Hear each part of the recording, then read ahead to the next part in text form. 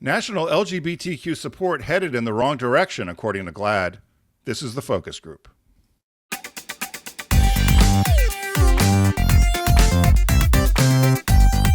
They're all business, except when they're not.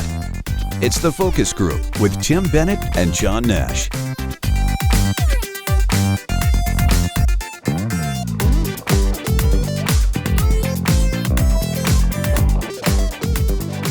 Hello, everybody. Welcome to the focus group. Tim Bennett here, as always, with my good friend and co-host, Mr. John T. Nash. We are here every Wednesday at Facebook Live and YouTube Live at 1 p.m. East. And then you can catch us anytime at either of those platforms or through our Facebook feed, which is Focus Group Radio. And the show's re-released in just audio form only on Saturdays. So be sure to catch us if you want to take us along in the car, like many of you still do, and just listen to our audio feed. Thanks to our partners here, including Deep Discount. We'll talk about them a little later in the show. And you'll also find them on our website at focusgroupradio.com. Hello, Mr. Nash. You're never at focusgroupradio.com. And I like the kind of downbeat thing at the opener, according to GLAAD. According to GLAAD. Which, you know, there was lots in the news about GLAAD with the executive pay. Extravagant spending that's it, extravagant spending. So we're going to do a story with them at the end. And, of course, you know, one of the things she was criticized, Sarah Kate Ellis, was criticized for buying a chandelier to do her Zoom meeting calls. And I looked at picture after picture. I haven't found one with a chandelier in the background.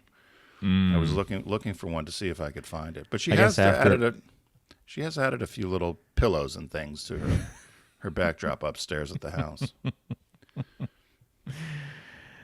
All right, before we get rolling, quick thing for you. Have you watched the show on Netflix called Baby Reindeer? I started it. Okay, so I'm curious. We're 3 episodes in. We know that the next episode is one of the longer ones, and it's the middle of the series. And I can't watch more than one, and I have to watch something else after because I find it to be a little tiny bit frustrating. Why? Well, I would have gone to the authorities a lot sooner than he did. Her behavior, the Martha character, is just beyond crazy, and he has these excuses about how he has empathy. She seems so sad. She's sitting out there at the bus station day in day out, waiting across from his. It just, some of it doesn't add up. And then I said to Bob, the guy that plays the bartender / comedian is in fact the person in real life this happened to, right? Right. So why did you not conclude it or continue? Well, so Richard and I watched it, and what I found odd about the whole thing is you could tell she was a little nuts or creepy or stalkish. I guess she's stalking him. But he then encouraged it. That's what And so if you're encouraging it, then don't be upset by the consequences. So if you're sneaking and looking into her house or you're doing some of the things you were doing, I think we watched 2 episodes perhaps. And next thing I heard Richard snoring. So I knew that it wasn't. So I turned something else on. I went to Pluto and watched Lucy. But that's our default, by the way. For us. But I should give it a try. Everyone says to give it a try. And I don't know. There's a number of things I've started that I haven't finished. It's not like a movie or a book. I mean, a movie you pretty much watch, you have an opinion of. But these series, you can watch 2 or 3 episodes and basically say, I will say that one of our favorites, which is a great counterbalance to something like Baby Reindeer, is a show called Somebody Somewhere on HBO. Have you seen this at all? No, but I've heard good things about that. We love it. We adore it. My mom introduced it to us about 2 years ago. There's 2 seasons. They're each about 6 or 7 episodes long, and each episode's maybe 25 minutes, 28, something like that. A lot of nothing happens. It's sort of life in the middle. It's hard to explain, but they're in Kansas. A woman goes back to her hometown to take care of her deceased sister's house and stuff. And her sister, who passed away, was a lesbian, and she was in a relationship. And it goes from there, and she reconnects. The living sibling connects with some of her old high school friends, and she's apparently used to be a singer in choir, and it goes from there. But I think it's an incredible show. So we flipped from Baby Reindeer to that, and then suddenly Bob goes, "Oh, I feel so much better. I'm like, yeah, he's not a creepy stalker. Did you ever watch Tyron on No. Apple? So the first season, I loved it, and there's another season or two, and I just never watched anymore. But I loved the first season, and a friend of ours, Steve, who you know in Manhattan, said I should give it a try and watch the other seasons. And there's for no other reason I haven't, but I love the first season. You would find it probably fascinating too. It's about the Israeli. It's about Israel and Iran, and about how each of them handle spies and handle spying on one another. And it's very clever and it's very present smart. day or past? Yes, present day, okay. and it all kind of it revolves around Israel trying to destroy the nuclear reactor in Iran, and how their agents infiltrated into the city, and then what life is really like for young people in Tehran. It was really quite interesting if you like that sort of thing.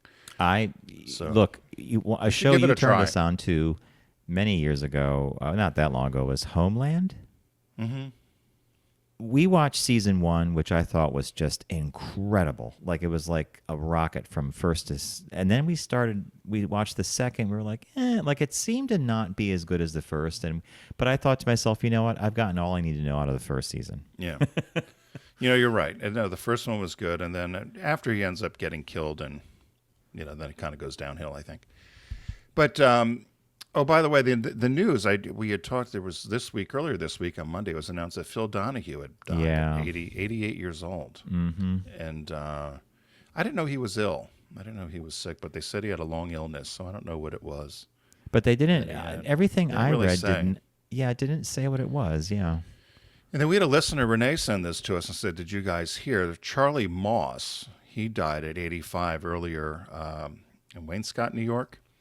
And Charlie Moss worked for a number. He was a creative guy, agency like you, John. Yep. And he was responsible for one of the people with the team of I Love New York to try to put New York City back in the minds of people as a great place to visit with tourism, which they said over the years brought in, they say, over $3 billion. That I Love New York logo and tourism theme. Remember, they used the chorus line in a bunch of New York iconic images and acts to promote New York City. Even if you go now, you can still find the I Love New York with the. They said the graphic designer that did that, Milton Glasser, he did it with a crayon and an envelope. They were at a. They're like, oh, we need a logo, and he went and did a heart with at a cafe or a coffee shop in Manhattan. Came up with my that. favorite kind, right? Like a napkin thing, right? And then they also said, I looked at Charlie Moss to see what else he did. They said he was a visionary executive credited with not only the I Love New York campaign, but also the Alka-Seltzer's popular Plop Plop Fizz Fizz jingle, the Flip Your Bic slogan for Bic lighters, the Braniff Airlines The End of Plane Plane, the End of the Plane Plane, and the Tic Tac, the original mouth whack, were also his slogans he'd come up with. So pretty cool legacy for Charlie Moss. Yeah, it said he died at his home in Waynescott, which is out on the island, of a heart attack. Yeah. And 85. I read that and I thought, a heart attack. I mean, comes on suddenly. It's hopefully, yeah. But I just thought, poor guy. So that and what a legend, though, right? And think about the stuff he came up with, right? Yeah, I mean, to have one of those things would be great. Just one alone, yeah. The Plop Plop Fizz Fizz is something that people. It's the equivalent of our Subaru campaign work. Whenever anyone mentions LGBTQ, it's Subaru. People mention iconic slogans. You always hear Plop Plop Fizz Fizz. Fizz. Oh, what a relief it is. Yeah. Plop Plop, Plop Plop. Probably sit there, Plop Plop. Is that how you come up with your stuff? No. Everybody's different, right? All right. So, Mr. Nash, what caught your eye this week? What caught your eye? Here's what Tim and John found. This is the way it caught my eye works. I was cruising around reading stuff, and I came upon Time Magazine. I did not know this, but they named they have something called Kid of the Year. They have the Person of the Year, something of the year, but there's the Kid of the Year.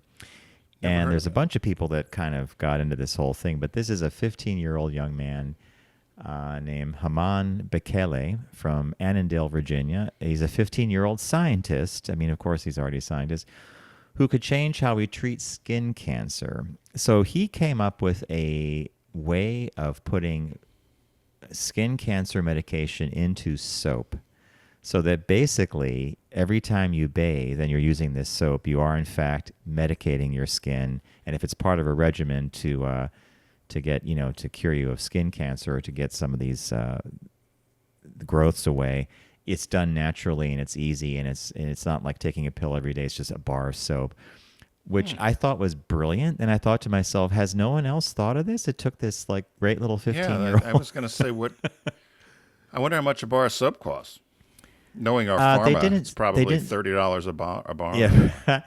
The team was chosen after he created a soap that could be a more accessible way to deliver medication to treat skin cancers, including melanoma. In 2023, 3M and the Discovery Education named Bekele America's top young scientist when he was 14. After he competed against other people, and then he also won a $25,000 cash prize. So Time also listed a couple of other people. There's a girl named Shania Gill. She's 13. And after a restaurant behind her home burned down, Gill learned that unattended cooking is the number one cause of house fires. She created a device to send an alert to a home's residents if there is a heat source that is unattended with no sign of humans after 2 minutes, and notifies them of a potential fire. I like that one. Madhvi Chatur, I hope I didn't butcher that, 12, an advocate from Arvada, Colorado. This is a girl who came up with, what does it say here? Forever chemicals can lead to negative developmental things in children's. She wanted to warn everyone about them. So in 2021, she and her mom met with Colorado State Representative Lisa Cutter, an environmental advocate, and they then pushed a bill through to have companies intentionally mention that there's PFSAs or these horrible chemicals. So she was one of those winners here. I'll just go through one other guy, which I think you'll see why I chose this one. This is a little boy named Dom Pecora, 15, well, not so little, an entrepreneur from Malvern, Pennsylvania. Where's Malvern, Tim? Is that like out in the middle of... Right outside of Philly. Okay. Pecora opened his first storefront in 2023, 3 years after his mom helped him open his business. Dom fixes bikes to raise money for a new, expensive mountain bike. So in other words, he wanted to buy a bike. His parents like, you got to figure this out. His business was successful. He not only got himself his dream bike, but he also got bikes for 6 other kids too. So he worked out of the house for a while, but then they opened an actual storefront. And so now he is helping others. He gives away bikes, he repairs bikes, and he's 15. So wow. So that's what caught my eye. I thought these little things like this always make me smile. Like, yeah, the younger generation's got our back on, right? I was trying to think what you and I would have come up with. I don't know. We were coming up with lines that made people laugh all the time. When we were writers. When we were in high school, we were, class clowns. I wasn't a chemistry whiz or a science whiz, that's for sure. But we were inventing ways of getting out of school, getting to McDonald's. Yes, we were very smart that way. I will, so of course mine can't be any different, which is what caught my eye is about. So the headline here is Unconventional Way, couples saved $70,000 on their wedding costs and the guests were not happy. So this has been reported in a number of places, and so I combined a couple of stories together to get the full flavor of it. But it's a New York couple, and they were determined that they were going to get married in style, but along the way they lost 80% of the guests list. So they initially invited 350 people, and they wanted to have this over-the-top wedding, which ended up being 12 hours, 12-hour wedding in Manhattan, including a double-decker bus. The first dance, they closed down Fifth Avenue and did their first dance right in front of St. Patrick's Cathedral. They ended up taking tours of New York City, going to Tavern on the Green, all the famous landmarks along the way, down to Hudson Yards, etc. But the only way they could do this, they felt, is if they charged each guest that decided to come to the wedding. So they, of the 350 invited, they got replies from 60 people that were willing to each pay $333 a head to attend their wedding. So you had to pay $333, and it was handled like when you checked in, you had to actually either have your check or had already paid at the wedding. A lot of people said that they felt this was very tacky. The bride said that she had, she decided she wanted this wedding that they knew they couldn't afford, she said it's about choices. And she said people choose to go to a Beyonce concert and they pay all that kind of money. And I'm going to give them the same sort of experience. And so whatever it would cost to go to a Beyonce concert, probably $300, $400, $500, is what she decided is going to charge for her wedding. And so that's what she did. A lot of people thought it was tacky. A number of people on social media said, "Who do you think you are?" And so I think I would have been part of that group that did not pay the $333 to attend. Or if you look at the pictures, if you happen to be watching our video on YouTube, Tim provided two photos that I'm still smiling at. One is they must have actually decaled a double-decker bus. Yes, because they did. They wrapped the bus. So there's one of those the buses that take you around with the open-air top, right? So they did that. But then on the right, there's a picture that I'm still smiling at because I keep thinking it's from the movie Coming to America. Do you remember when at the end of the movie when Eddie Murphy gets married and he goes back to Wakanda? I think that's the name of the fictional city in that movie. And it's all very colorful and there's flowers. Well, she's in this gown that looks like it could have come out of that movie. He's in like a white suit. Then the bridesmaids are in these like fluorescent green dresses. And then off to the right, there's these like they almost look like groomsmen, I guess, and they're in like Bermuda shorts and pink jacket. I mean, it looks like it's out of a movie. Yeah. No, they said it was all it was all custom outfits, costumes that they called them that they had on, which is what it looks like. And then they went on to social media and they talked about how they had this great wedding and showed pictures and so forth. Now, I suppose they also serve lobster and surf and turf lobster and filet. I suppose you probably could not spend 12 hours doing all they did in Manhattan for $333. So the other thing could be is if you weren't from Manhattan and you were going to this wedding to have this experience of the double-decker bus, go to Hudson Yards. I guess they went down to where the old trades, the towers were. She gave the whole itinerary of what they did. St. Patrick's Cathedral, dance in the street. And there was lots of other pictures. I don't know. Would you have gone? Would you have paid the $333 to go? Would you and Bob? So it would have been $666 for you both to go. Plus you had to bring a gift. No, and see, there's where the cutoff for me is because they did it per guest as if like they were in fact buying tickets to, as you said, an like event, a concert. Yeah, it was an event. So no, I would not have done that. No. Okay, well, that's what I was wondering whether you would go or not. I don't. If I'd known the wedding was going on, though, I would have happily been a spectator in front of St. Patrick's when this bunch came out, looking like they were coming to America.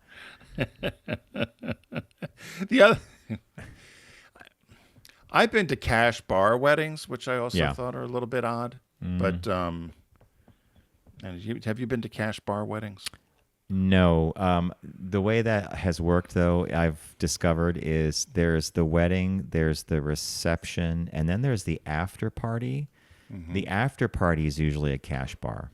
And I don't object to that because that's usually late, and the ones that are hanging out are already 10 sheets to the wind already, and they're staying in the same hotel the wedding's in so they can keep drinking. But I'm now in that crowd of people that kind of starts heading for the exits around 9:30 or 10 because it's like, I got to get to bed. Yeah, when can you get out?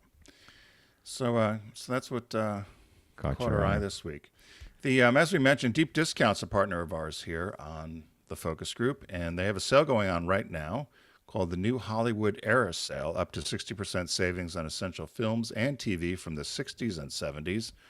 So John and I are going to share with you a couple of our choices. What did you pick, this week, Mr. Nash? Okay, this popped up in the sale. It's a movie I've seen bits and pieces of, but never all the way through. And I've been committing. I want to really see it all the way through because it's one of my favorite directors. The movie's called Harold and Maude. It's available from the Criterion Collection.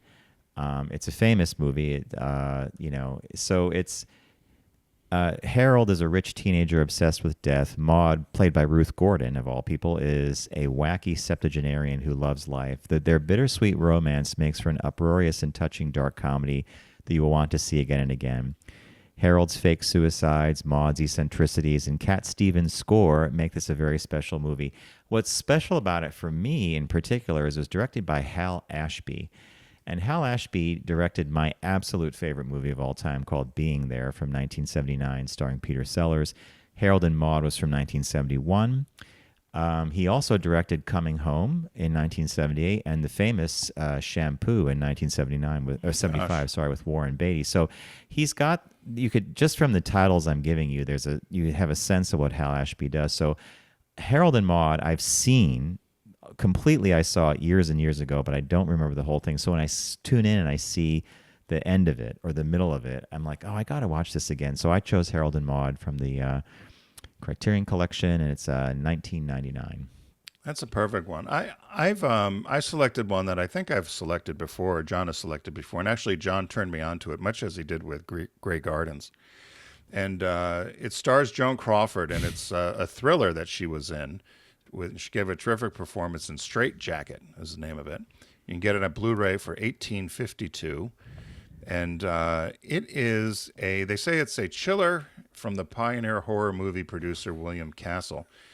Lucy goes berserk when she finds her husband in bed with another woman. And so her 3-year-old daughter watches her accidentally, or not accidentally, but, hack her husband up with the axe, take his head off. Did Tim, did she really, is that the whole, or did someone, that was always a mystery to me if that was actually what happened. She went to jail for it, right? Yeah, well, they put her in a mental institution for double murder. So it says Lucy, who is played by Joan Crawford, was a woman who goes berserk when she finds her husband in bed with another woman. With her 3-year-old daughter accidentally witnessing the grisly act, Lucy axes the couple to death. She spends 20 years in a mental institution for double murder. After she's released, she moves in with her brother and his wife and her daughter, now 23, and the nightmare starts all over again. There's a number of hatchet murders, and of course they point to Joan. Yeah. So I laughed about it because there's a great, John always says that her bracelet was mic'd. They had a microphone on her charm bracelet, yeah. Right. And there were two quick things I'm going to tell you before. I think you might play a little clip. As they said, this was the film debut of Lee Majors. Did you know that? I had no idea. And it said he had a small role playing Lucy, playing Joan Crawford's husband in a flashback scene after his good friend Rock Hudson decided he didn't want to do it. And he asked him to use this new young actor, Lee Majors. But the actor's name was Harvey Lee Urey. And Before Joan Crawford she could never pronounce his name, so they gave him the name Lee Majors. That's how he got Lee Majors, because Joan Crawford couldn't pronounce his name. Harvey Great Lee story, Urey. Tim. Great.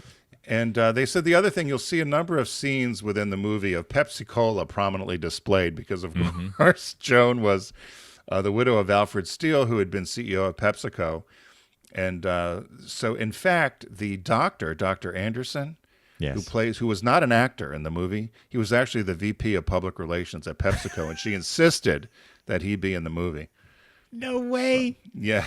All right, so picking up on that, there's a scene where Lucy is in this, her daughter is put a wig on her and a dress. She's got this bangly charm bracelet, and she's feeling good. She's out of the mental institution, and suddenly at the door appears the VP. Well, I didn't know he was actually the VP of Public Relations of Pepsi, the doctor. who plays Dr. Anderson. And I'll describe it this way. She kind of is not happy he's there. She turns on a record player and she starts kind of moving around, and she's clapping her hands and dancing. And you're going to hear with something. With a highball. She's got a highball, right? Did she make a highball? She's drinking. And she's at one point, she's trying to light a cigarette. She's trying to light a match. And you hear him say something like nervous. And then what she basically does is she lights it off a spinning LP. But here's the clip from the movie. Nervous? Nervous?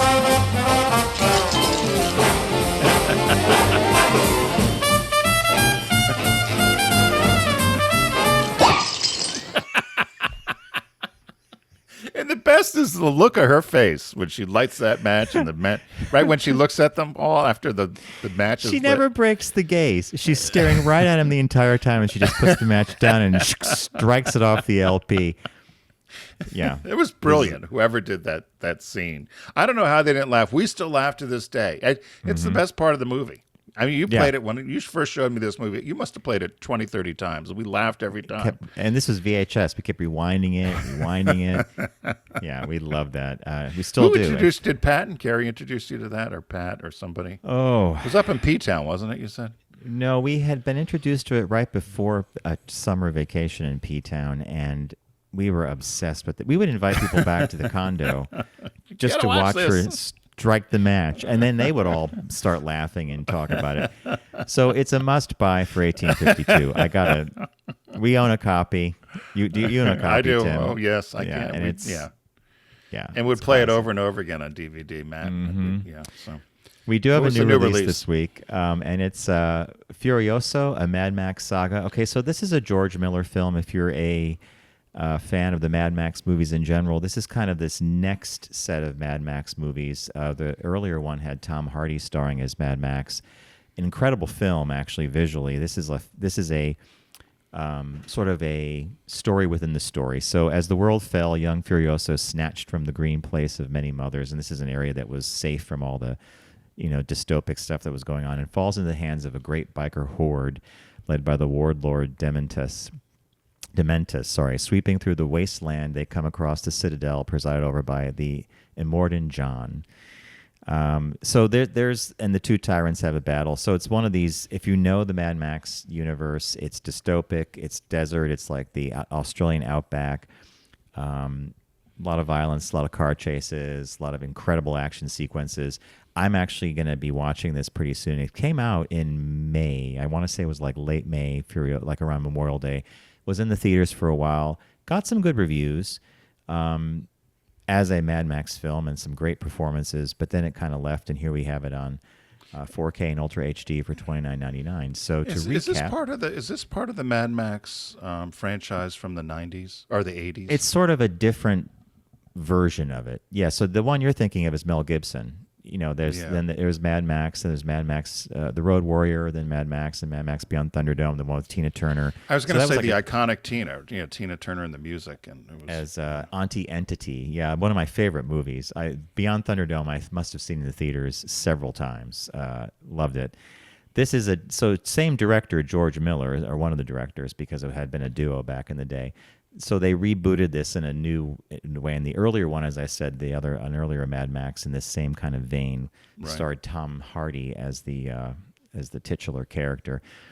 So yeah, Furiosa is our new release. So again, this is a new Hollywood era, and it's films from the 60s and 70s. So I chose Harold and Maude, a film that I've seen long time ago, but I see pieces of it now and then, and I got to watch this all the way through because it's by my favorite director, Hal Ashby, and it was an award-winning film. Great story. Tim picked Straight Jacket, which we played a little clip from. This is just a must-have. If you buy it just to watch her lighting a match off a spinning LP, you're going to get your money's worth, trust me. And then the new release this week is Furiosa, a Mad Max saga, available on 4K and Ultra HD. So we want to thank Deep Discount for being a partner of ours here on the Focus Group. Get there by going to our site, focusgroupradio.com, and click on the Deep Discount logo and go down the rabbit hole. We're going to take a really quick break. When we come back, we have a business birthday and shop talk. So see you soon.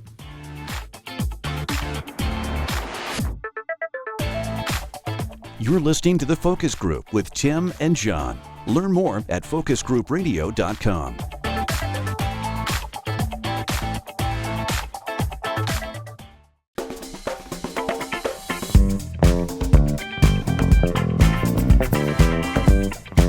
Now back to The Focus Group with Tim and John. Available pretty much everywhere.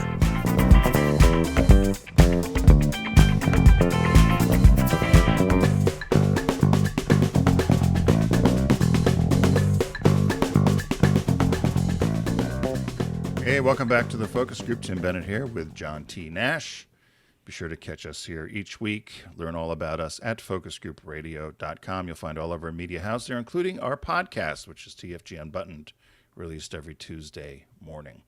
Mr. Nash, without further ado, we have our business birthday. Everyone does celebrity birthday greetings, but the Focus Group is the only show in the universe that celebrates business birthdays.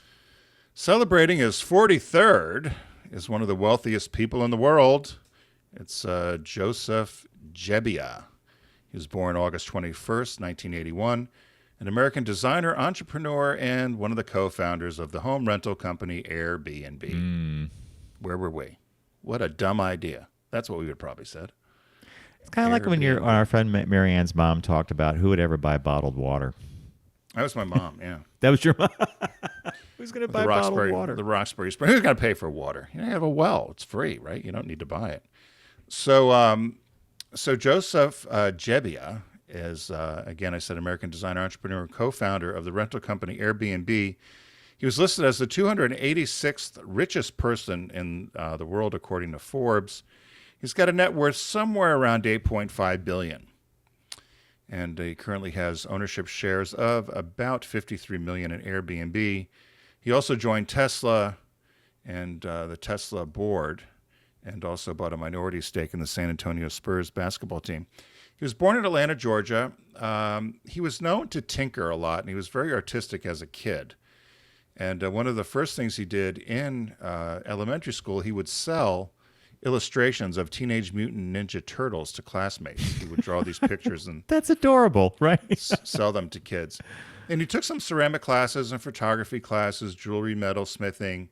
One of his teachers in school said, you should consider going to a design school or getting more involved in designing these industrial designs. So he ends up at the Rhode Island School of Design, RISD, which is famous for design work, probably very similar to the Savannah School, right? Why am I? Savannah School of Art and Design. Yeah, yeah, SCAD, right. So he ends up taking a class. He ends up deciding he was going to major in industrial design. And because he didn't, as he was doing drawing and painting and all these other things, he kind of became enthralled with Charles and Ray Eames. Is that how you say it? Eames. Eames. Yeah. With the famous chairs, right? Yeah. This furniture design. Mm-hmm. So he designed, one of the first things he did in school, one of his projects, he designed a cushion that would keep students' pants clean during their hour-long critiques, known as crits in school. And so each kid had to come up, or each student had to come up with something. His was this design, this cushion, which was like a very simple version that he came up with. So he ends up going out to San Francisco. So he graduates RISD. He moves to San Francisco to work as a designer at Chronicle Books. He was the only industrial designer at the company. He also had to focus a little bit on graphic design. And he and another roommate, Brian Chesky, who also went to RISD, so they moved in together. And what ended up happening is they couldn't afford rent because they're in San Francisco. They said the landlord had raised the rent 20%, and they were going to try to start their own company, own design company. So they knew that this Industrial Design Society of America conference was coming into San Francisco, and the hotels were fully booked. So he came up with this idea: let's rent out air beds in our apartment and offer them literally up to air conference mattresses, goers. Air right? mattresses. That's how it became Airbnb. Okay. So they got these air mattresses, and they decided to market them. They created a little website. It was called Air Bed and Breakfast, and they emailed a bunch of design blogs and social media designers that wanted to come in but couldn't afford the hotels. And they received bookings. So they had 3 people on air mattresses in their apartment and helped them pay the rent that month. And so this was in 2007.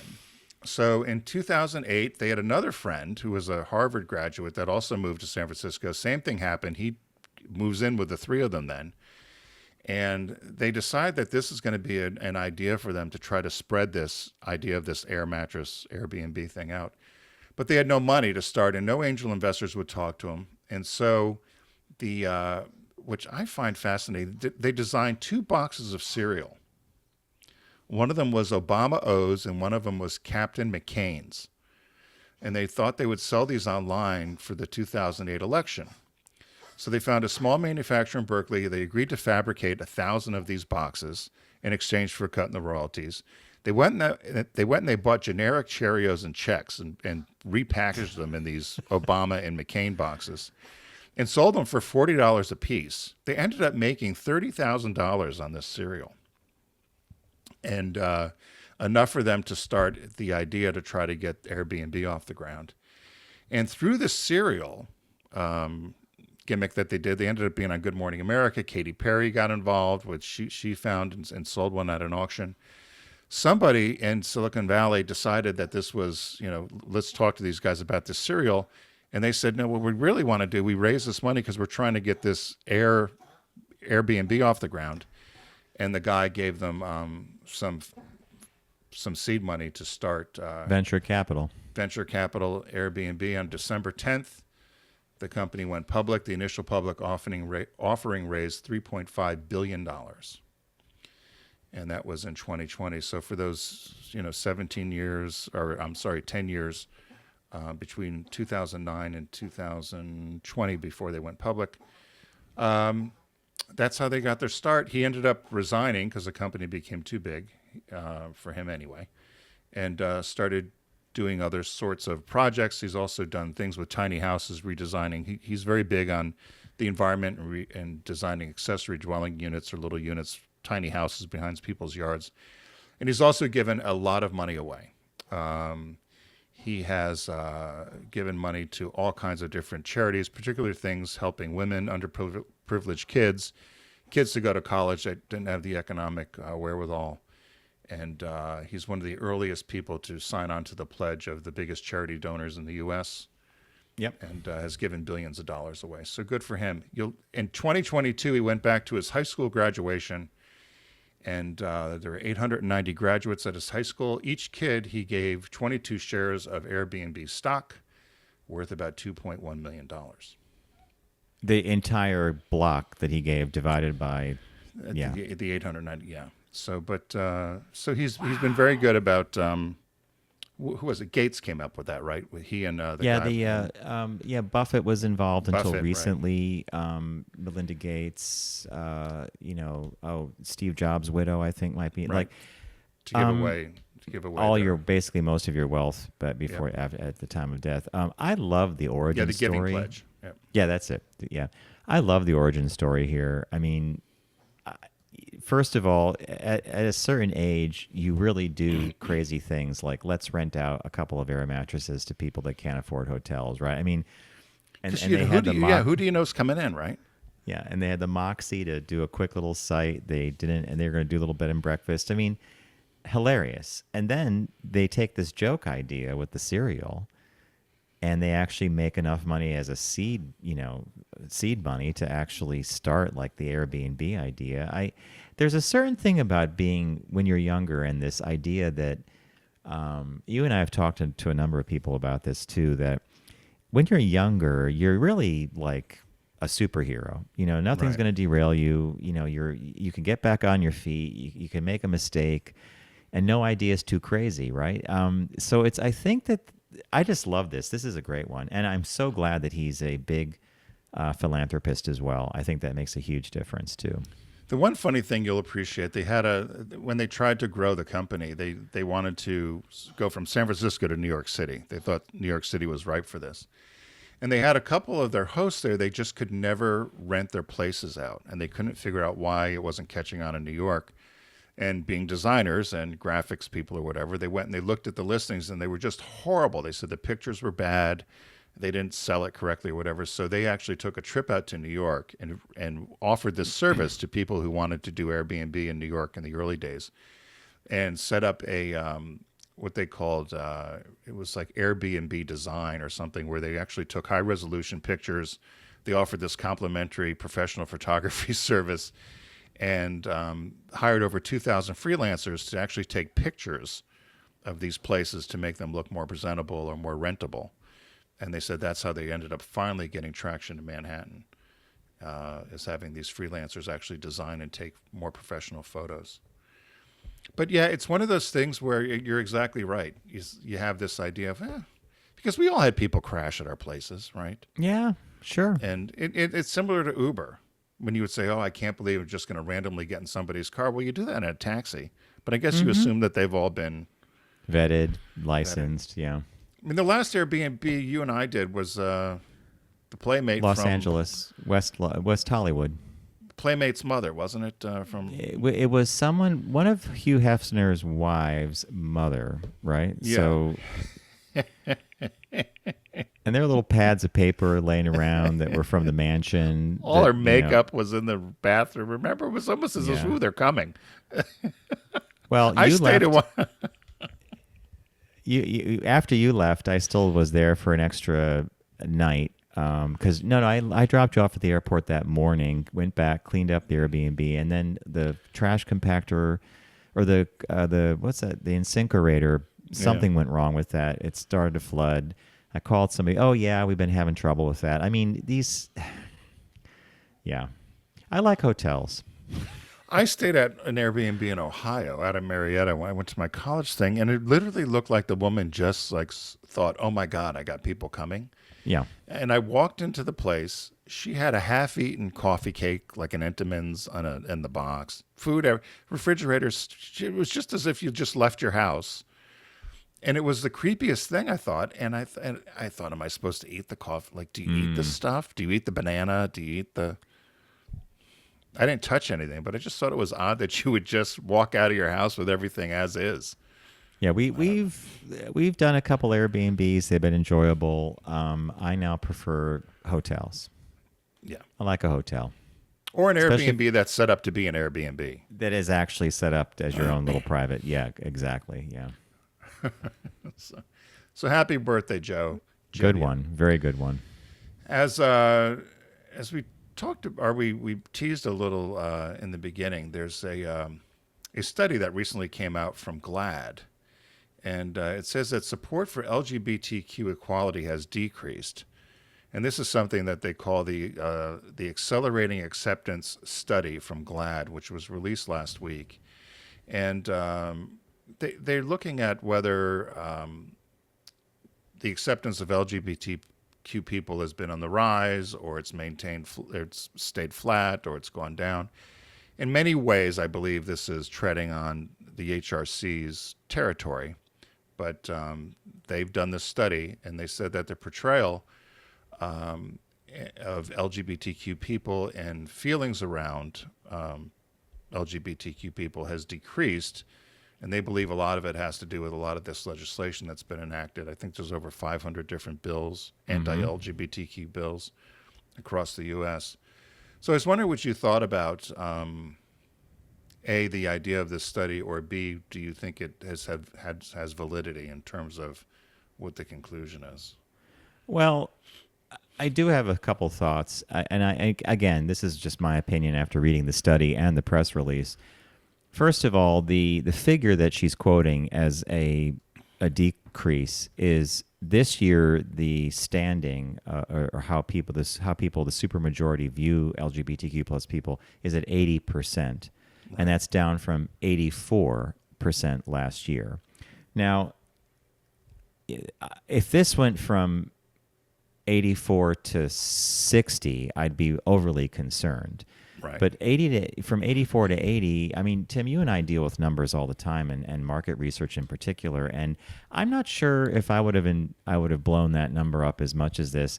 I mean, she latches onto it by saying this should come as no surprise. Extremist politicians, unchecked and enabled in the media, including social media, have relentlessly targeted LGBTQ people with harmful legislative proposals and disinformation campaigns. Those same lawmakers and extremist judges targeting abortion access, contraception, immigration, voting rights, and free speech using the same strategies of fear and disinformation.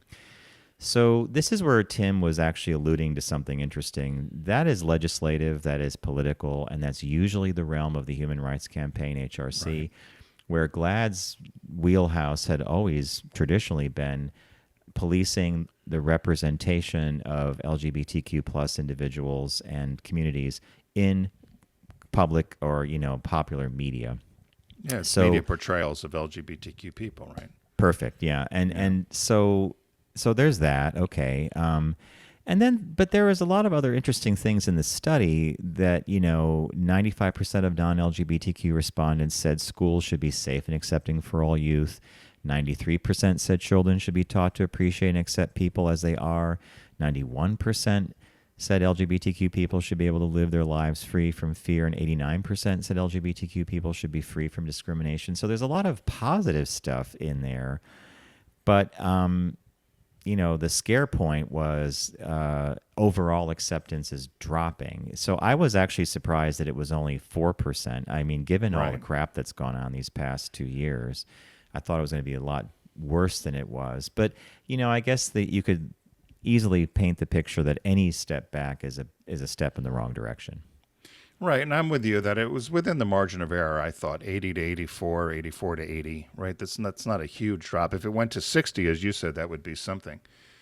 The other thing I I wondered about this, when you ask any of these questions, and I always laugh when they talk about, should a woman have a right to choose what she does with her body? Mm-hmm. Oh, yes. So everybody says, yes, you should decide what you want to do with your body. Well, what about abortion? Oh, no, or, a right to choose. It becomes a no. But that same crowd doesn't want the government telling you to get a vaccine. So the hypocrisy of a lot of this, when you ask somebody, should kids be safe in school? Yes. Yep. Well, then should we eliminate the AK-47, considering that's the number one cause of death of children? Well, no. Can't take that gun away. So to me, when you ask these sort of questions at all, it could be either, you could create your own result, I guess, based upon how you ask the question. But GLAAD wanted to get this news out there, and so I think it's important to have an eye on it. I'm just, as you said, I'm not so sure it's news, yet I worked for a car company that would do a press conference about a new headlight. So Well, here's another little snippet from the study, and this actually is the core of GLAAD's mission. It says media portrayals are one way to counteract anti-LGBTQ prejudice, but the percentage of respondents encountering them was somewhat lower than the previous year. 63% of non-LGBTQ plus respondents said they were exposed to LGBTQ plus content in advertising, down from 67% last year. And 72% said they were exposed to it in TV and movies, down from 76% in 2023. So again, I don't know what the margin of error in the study is, but it's a shift. And I don't know, how it's like what Tim was just saying about who you speak to, who's your focus group, who's your respondent. I literally saw an ad last night for Zillow on TV. I think it was on Pluto, actually. And it featured two guys buying their first home. They were they were looking through listings and stuff. And the ad was done it was a nice ad. It was slick. It was cool. And in fact, I said, hey, wait a minute, Bob, we're looking, that's a gay couple buying a house. So, we're interwoven into some things. We're not in other things. If you spent your time just policing representation in advertising and the media, that could be a whole thing by itself, which it used to be. That was GLAAD's mission. But I don't know. I think you could say anecdotally that acceptance is, fluctuating or not as strong as it used to be based on all the politics going on. Right. To have these numbers put to it, I think they're good to see. I'd love the number to be just. I think the idea is the trajectory should always be going up and up and up, better and better and better. So when you have a step back, it's always a problem, right? Right.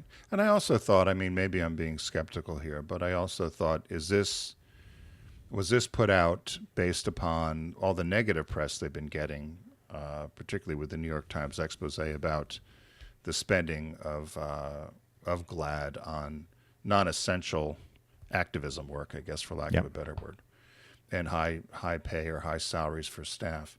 So I thought, is this a way for them to get something else in the media that would take away from some of all the negative press they had? It'll be interesting to see whether they have taken a hit. A lot of people say they will not donate until they straighten out or explain some of these what people are claiming to be egregious uses of money. So we'll see what happens. I don't know. Do you think they'll lose sponsorship? They'll lose a little bit. They may pick up some, they'll lose some. I think anybody doing this work deserves heaps of credit for making sure that we're keeping aware of all these issues and they're in the front and center. But at the same time, if you're policing media and popular culture, the shifts are so dramatic. And, when GLAAD was formed, did social media even exist? No. They were it was the networks, cable, and it was all the print media, and if there's out-of-home stuff. Now there's stuff everywhere. That mission alone, if you were just policing representation of us in popular media, social media, etc., that could keep you quite busy, right? Right. I think it was the way they portrayed people with HIV is really how it started. Yep. And it's certainly grown, and it's one of our larger, probably more respected or known nonprofits. Totally, yeah. But we'll see. We'll see if they weather the storm. I'm sure they will, but it's just, what does it look like afterwards? Because the HRC, as we've mentioned, is a shadow of its former self. I believe. Outside of seeing, getting notes about subscribing again or contributing, I don't see a lot of stuff from them about legislative initiatives or I guess I always make the assumption they're working behind the scenes. They're visiting congressmen and senators to try to get them to sign on to something, but rarely do I see something about them. Yeah, they certainly don't have the public face they did when Elizabeth Birch was at the helm. So, but they had some issues too, if you remember. Oh yeah. With actually, a lot of these nonprofits sometimes they run into the shoals for various reasons. Yeah. All right, we're going to leave it there, folks. We want to thank you for joining us here on the Focus Group this week. FocusGroupRadio.com is our website. When you go there, you could also look for the deep discount logo, and you can click on that and do some shopping. It's a Hollywood sale, or the rebirth of Hollywood, movies from the 60s and 70s. I picked Harold and Maude by my favorite director, Hal Ashby. Tim picked Straight Jacket, starring Joan Crawford. And if you want to rewind and hear the clip again where she lights a match off a spinning LP, it's well worth the purchase. And the release this week is Furioso, a Mad Max saga on 4K and Ultra HD. So we always like to say here, because it's any time of year is a driving time of year, but this in particular with summer driving, we want you to not text and drive. Please arrive alive. And we'll see you here next week on the Focus Group.